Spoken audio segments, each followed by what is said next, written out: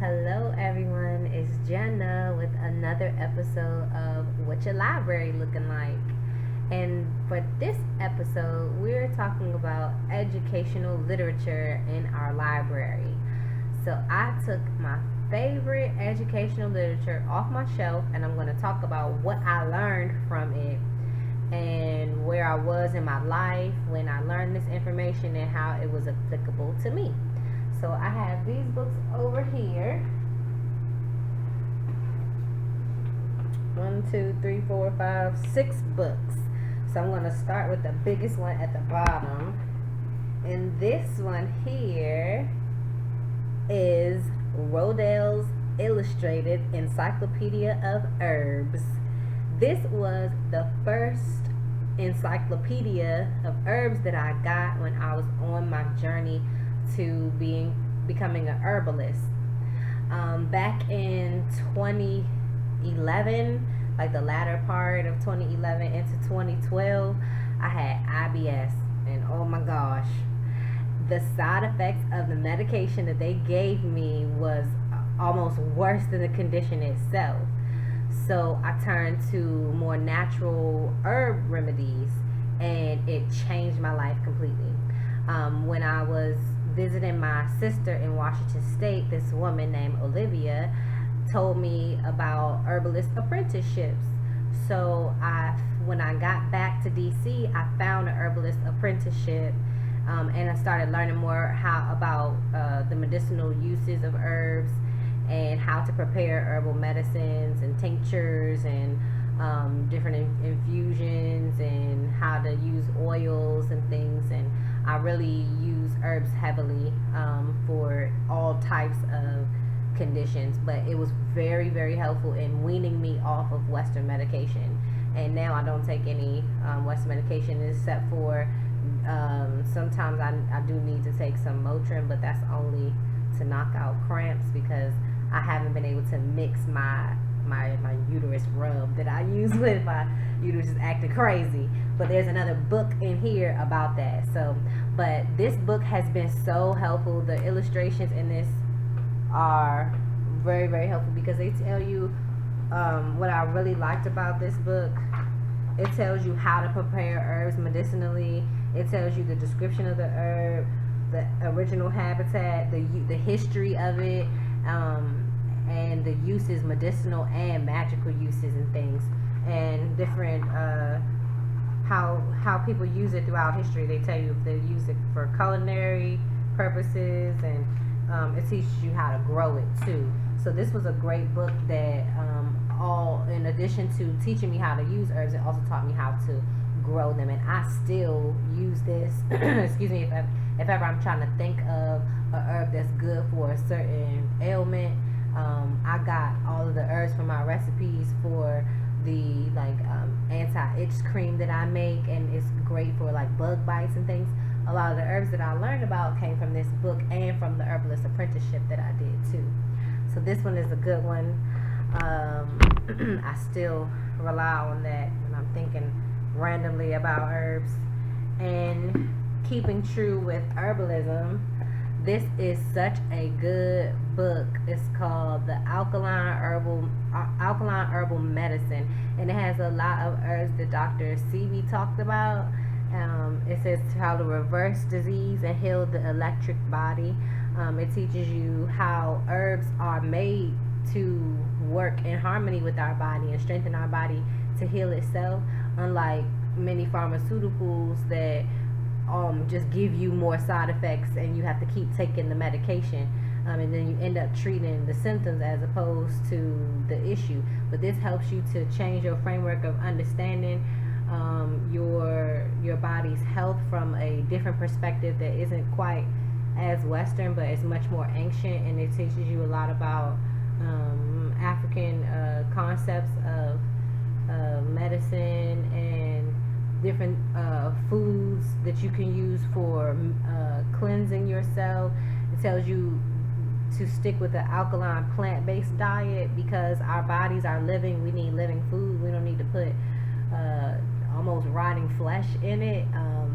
And it tells you how a lot of ailments are caused by a lot of the mucus that we have that builds up in our body, and that it shows you how your diet is linked to what your body's telling you. Like, for instance, I had a lot of sinus issues, a whole lot of mucus, upper respiratory issues, and I would get sinus infections. But when I cut dairy out of my diet, my body stopped producing as much mucus. But I also changed my diet in response to when I had IBS those years ago. I had it for about 3 years, and I would find myself cutting out all these foods that I could not eat because they just did not agree with me. And the first thing to go was red meat. Then it went to chicken, and then seafood got cut out, and then dairy got cut out. So it started progressive, like really slowly. It was a natural progression to me now being vegan, but it started with health issues. Like, I would eat meat and I got salmonella at one point. I would always get sick from eating some meat, and so I figured that obviously it's just not supposed to be in my body. And then these books taught me how to use plants that have supported my body in ways that my diet never did before. And it tells you the truth about protein. A lot of what we think about our diet, we've been influenced by marketing, like the whole milk campaign, got milk, and milk does a body good. Those are marketing ploys that told us that milk was good for us, but in actuality, you shouldn't. Only type of milk that you should be drinking is when you're a baby, and it should be coming from a human, because milk is for when infants are growing, and it's a special liquid that's given to you by your mother, and your mother is the same species that you are, and we're not cows. We shouldn't be expecting the nutrients that a cow gets when it's an infant to nourish our bodies in the same way, because we're not cows. So this tells you that if you're drinking milk, it should be milk from a vegetable. It should be milk from a nut or a plant instead of from another animal.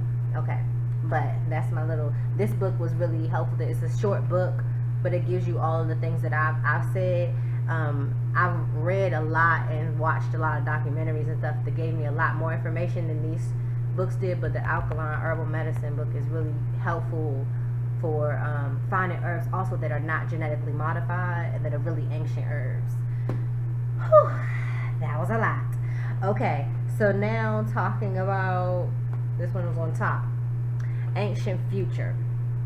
This book is my favorite educational book, and I recommend that anybody who's interested in any of these topics, I'm going to read you the table of contents. Well, when I read this table of contents, I got this book from a Mahogany bookstore in DC.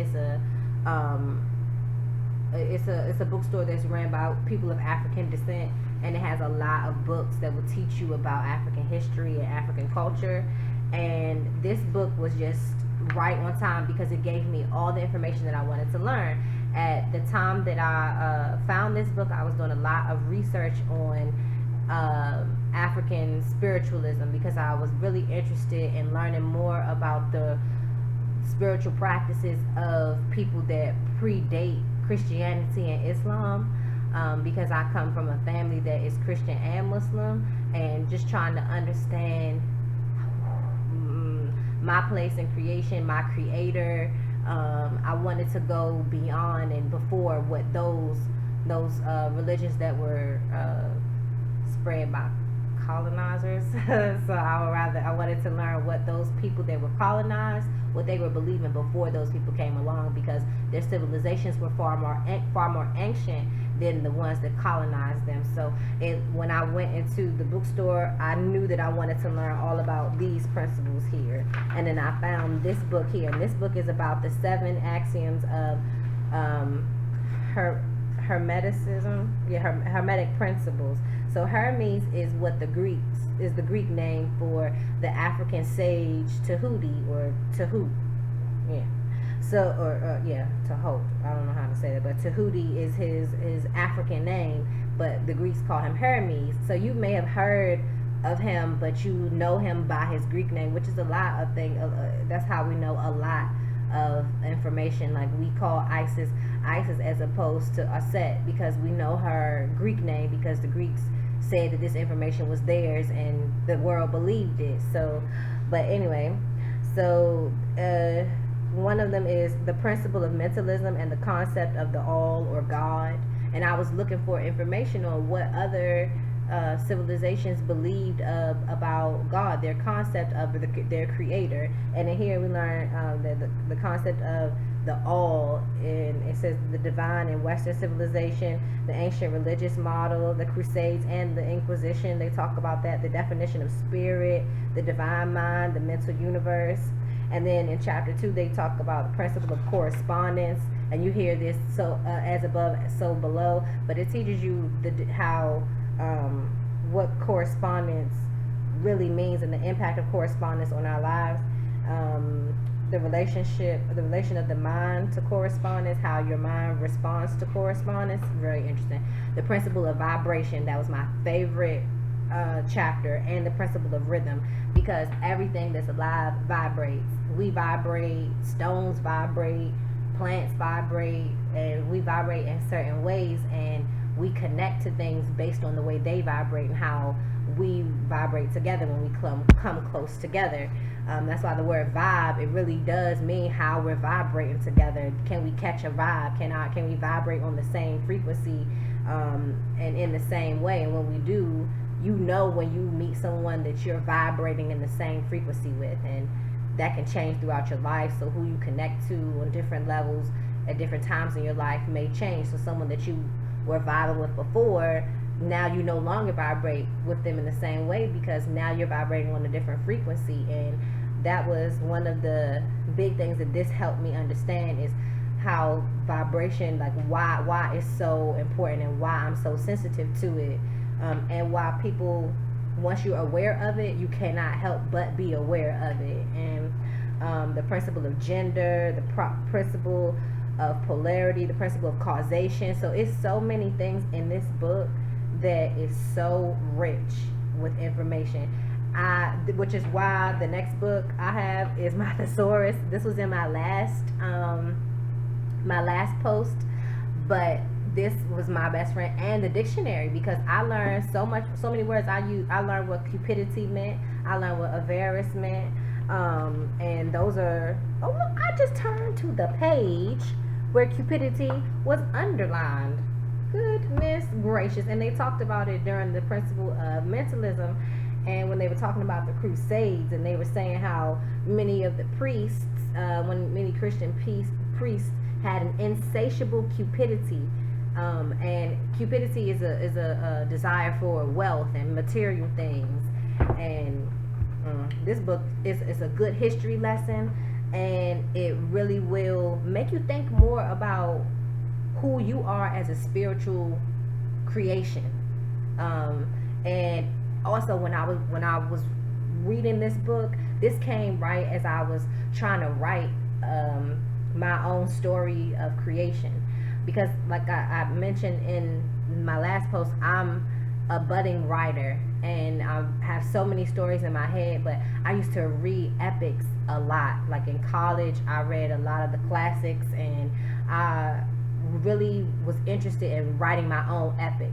And within that story, I want to make my own story of creation. But I don't. I wanted to be organized. I didn't want it to be just rooted in nothing. So I found myself returning to Africa, returning to Kemet in particular, and to Ethiopia, about what they believed and how they described the spirit being created.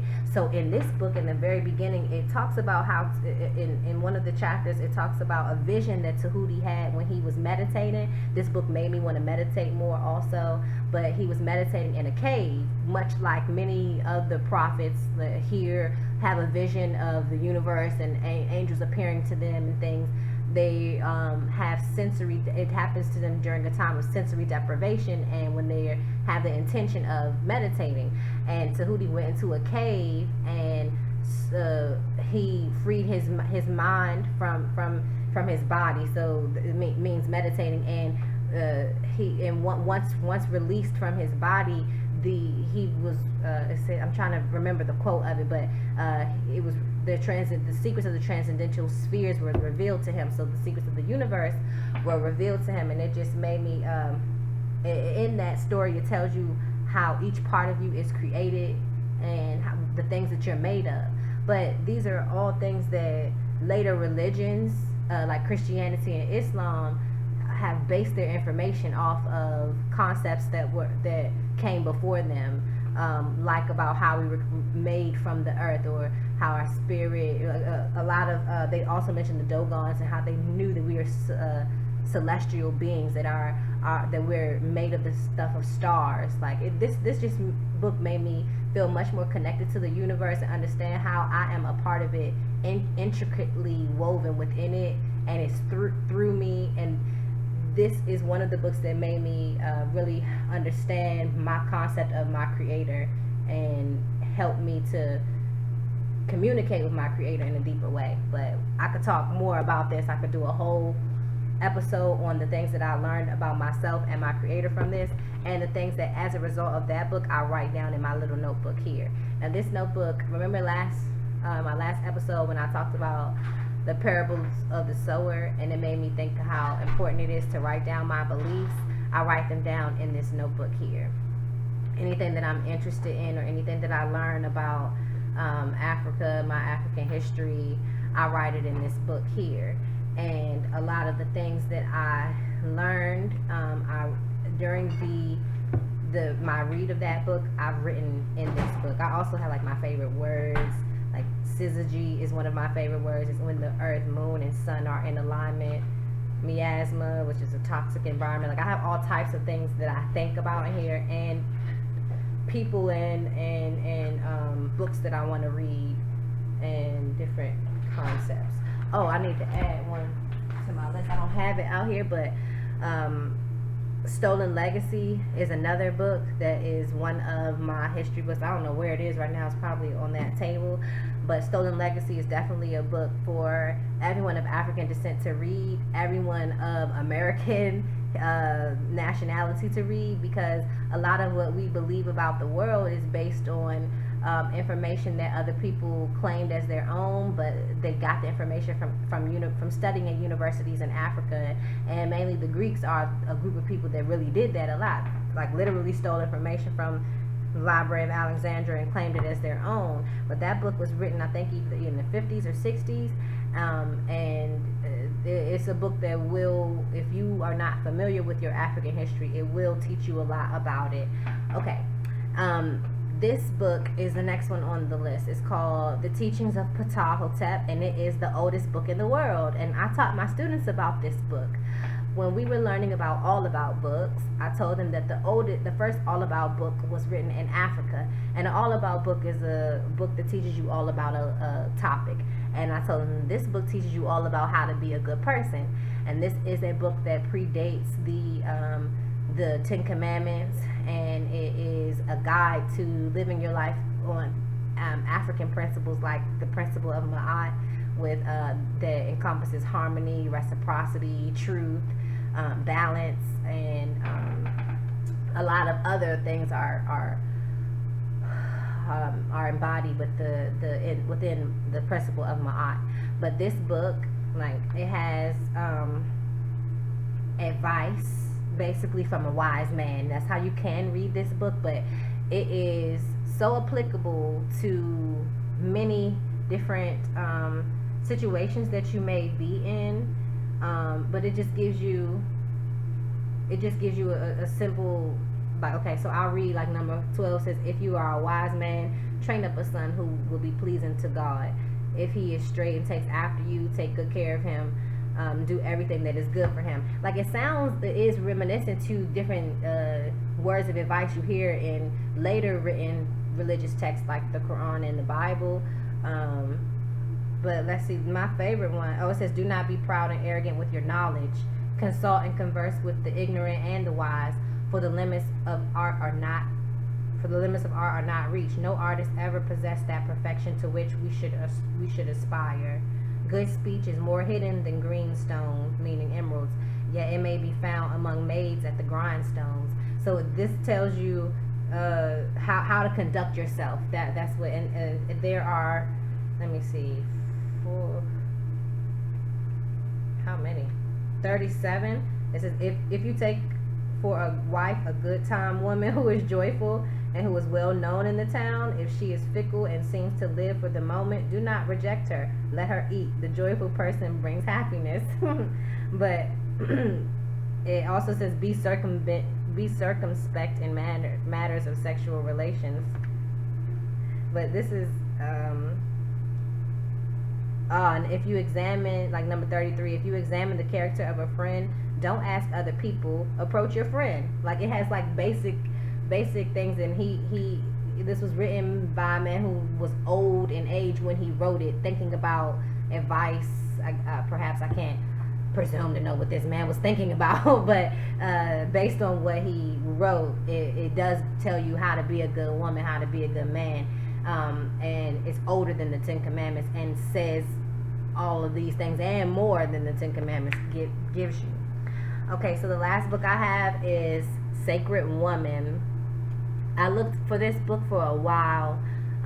What this book gave me is, I really can't put into words. I have not read the entire book because it is quite extensive. However, you can choose where you want to start. That's what I got from it.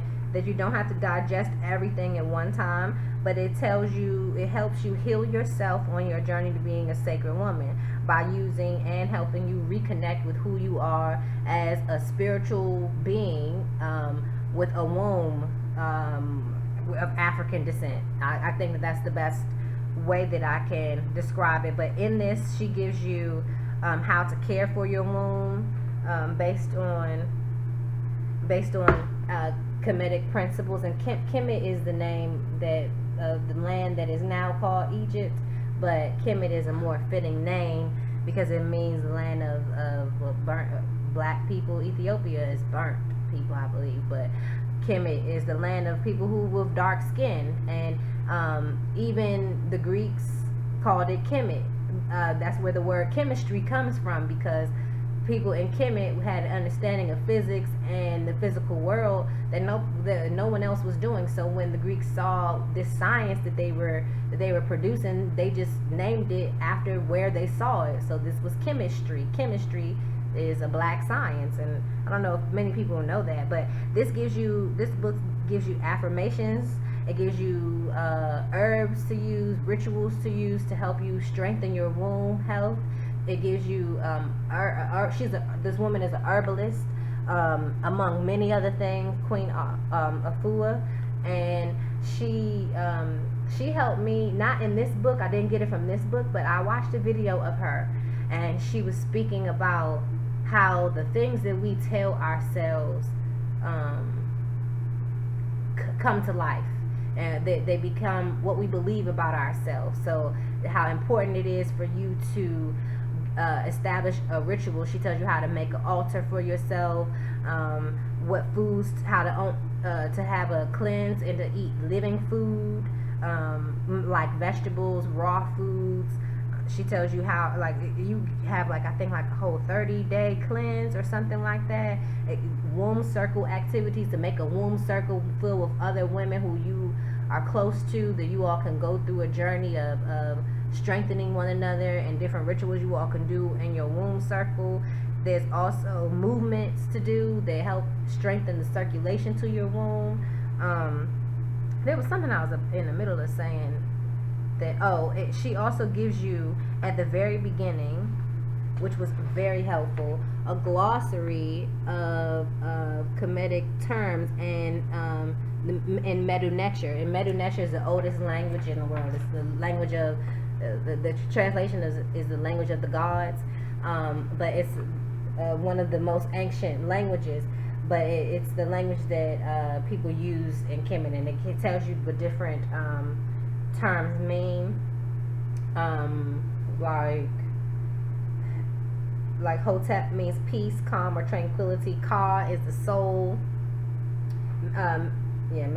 Mut is mother, and it gives you Nu is the element of water. And she breaks down your growth and understanding of your womb into different gateways. So the different rituals that you could do to enter different gateways, to focus on different issues that you may have. Oh, that's what I was going to say.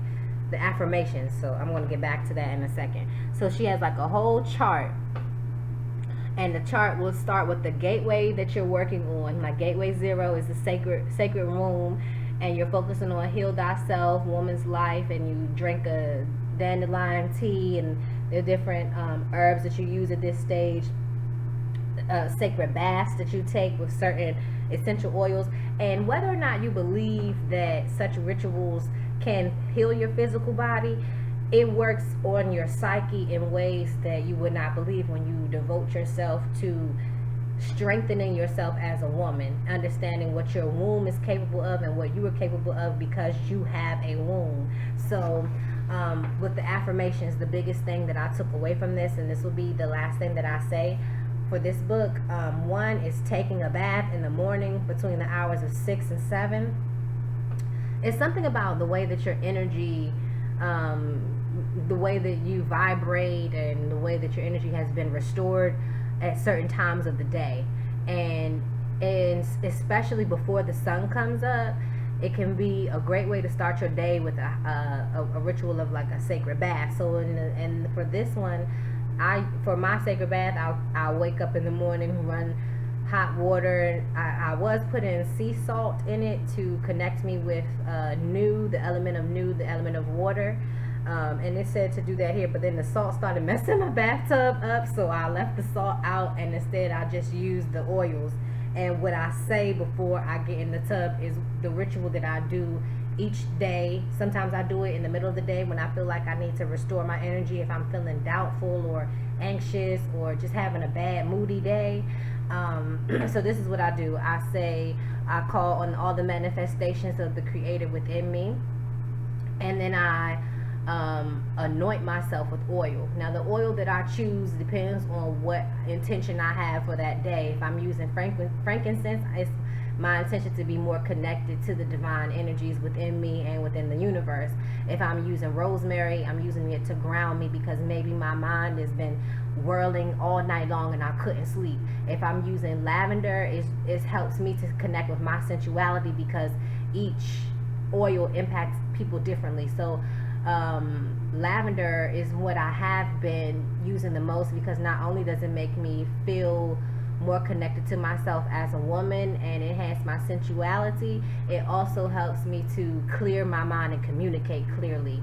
And it's good for anxiety and good for if my thoughts are a bit scattered. So lavender oil has been mine of choice, and sometimes I use eucalyptus if I'm feeling sad. It does help it helps me to ground myself in my mind in a way that helps me to control my emotions, if that makes sense. Okay, so after I call on the manifestations of the divine and Creator that are within me, then I take my oil and I put some on my finger, and I anoint the crown of my head, or just right here, and I anoint my mind's eye, my throat, my heart, and my womb. That means right over my uterus. And I draw the symbol of an ankh over each part of there. And the reason I use the symbol of an ankh is because it represents so many different things. It represents life, the spirit and the body connecting, and the mind connecting. It represents masculine and female energy coming together. It represents creation. It also represents resurrection, and it gives me, it helps me to remember all those things. And sometimes I like to use keep a feather in my hair. Sometimes I need to find my feather. That's the whole reason I haven't been wearing it. It's a white feather that I keep in my hair, which I got from this book to represent Ma'at, to help me to remember to keep my spirit as light as that feather. And that means to living a life that is not one of worry. And that just reminded me that within this book there are the 42 laws of Ma'at, and each day to recite these in the beginning of the day and then at the end of the day has been, it can be very helpful to make you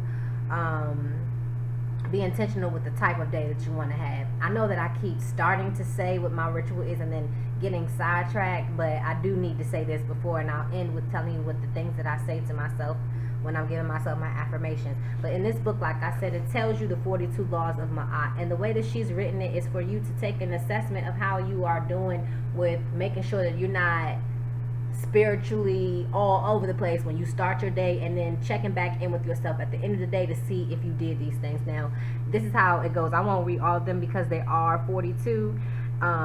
So in the beginning of your day, when you're setting your intention, however you begin your day, if you begin it with a meditation, or before you get out of your bed, you may want to recite these things, or if you have an altar that you've made based on what you read from this book, you would tell yourself the 42 laws of Ma'at and utter them in a way that they are an intention. Like, I will not do wrong, I will not steal, I will not act with violence, I will not kill, I will not act unjustly, I will not cause pain, I will not waste food, I will not lie, I will not speak evil, I will not abuse my sexuality. All of these 42 laws of Ma'at are principles on which you live your life that predate the 10 Commandments. And I found out about the 42 laws of Ma'at before reading this book, but it has been very nice to find other books that have been just as empowering and impactful and informative to me, that reinforce things that I've already learned about my African history.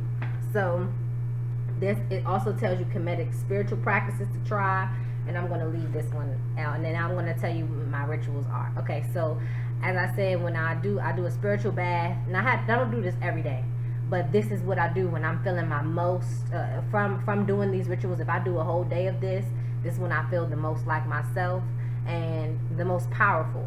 So I'll do before I'll get out of the bed, I may do a quick 15-minute meditation where I set my attention. That means that I turn on my phone and I use one of the Deepak Chopra meditations. And lately, the one that I really like is one that helps me to be worry-free and have a carefree day. So I may do that, and then I'll run my bath water, or I may do the meditation in the tub. So before I get in the tub, I anoint myself with my lavender oil, and I'll draw Ankh on each one of my chakras. I don't know if that's the right word to use, because chakra, it's a more ancient African system, and I don't know when the word chakra came in, but I don't need to get into that. So I'll tell myself, when I do the Ankh on my head, I'll say that I heal and open my mind for what I think I birth, I create. I'll say that when I do my Ankh over my eye, I'll open and heal my mind for what I think I birth, I create.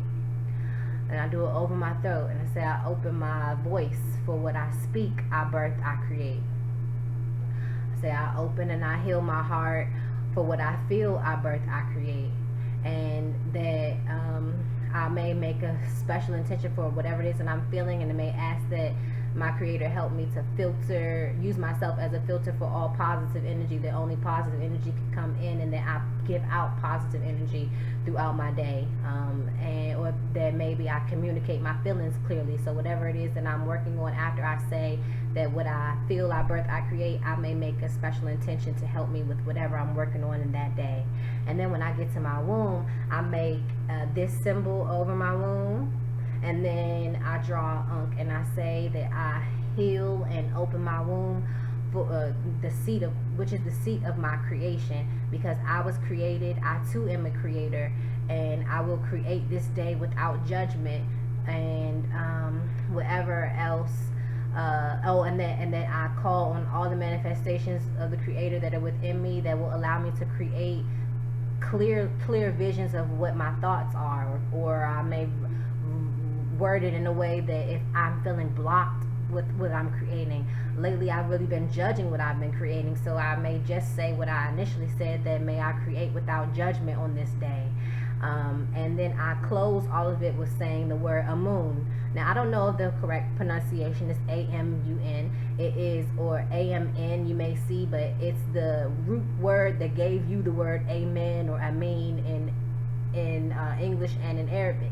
It's the word that came before then, and Amun is the mysterious one. So when you say Amun or Amen or Amen or Amin at the end of your prayer or your dedication to the universe, you are giving nod to an ancient African truth and word that comes from Africa, that you're giving nod to the mysterious, the the powers that you don't fully understand, but you know you're connected to and that guide your life. So I say that to myself anytime I'm starting my day, and sometimes during the day. Like if I'm really anxious or feeling insecure, I will anoint myself with my lavender oil, and everything is back in line. I take deep breaths as I'm doing it. Sometimes I use the word strengthen instead of saying I open and heal my mind for what I think I birth, I create. I'll say I strengthen my mind for what I think I birth, I create. Or I'll say that I cleanse my voice for what I speak, I birth, I create. So depending on the words that you use the words that work for you. But I really got from this that my prayers don't have to feel subscribed, and my prayers are just speaking to the parts of my creator that exist in me, and acknowledging those parts, because I am spirit, because I was created by spirit, and I am a creator too because I was created. I can't create the same things that my creator can create. However, I can create and manifest things in this material world because of the principles of correspondence and vibration, and knowing that when I'm speaking words, I am literally speaking life. But that's all that I have. These are all the books that have reinforced, taught me all the things that I know to be true about myself and my creator and my universe. So I hope that you have heard of a book that perhaps you want to learn, you want to read more about. I have a whole big old list of a lot more books that I need to add to my library that I haven't worked my way through, but all of them are teaching me more about myself and symbols that originated in Africa, and things that really resonate with me, especially Ancient Future.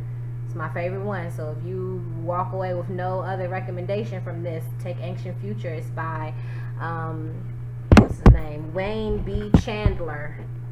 A great book. Have a dictionary with you, but it's a great history book and everything. But I hope that you enjoyed this episode. What your library looking like, and then maybe you can share some of the educational literature that's in your library that has changed your life or enhanced your life, taught you something that was profound that you still carry with you. I hope that you enjoyed. That's all I got. Bye.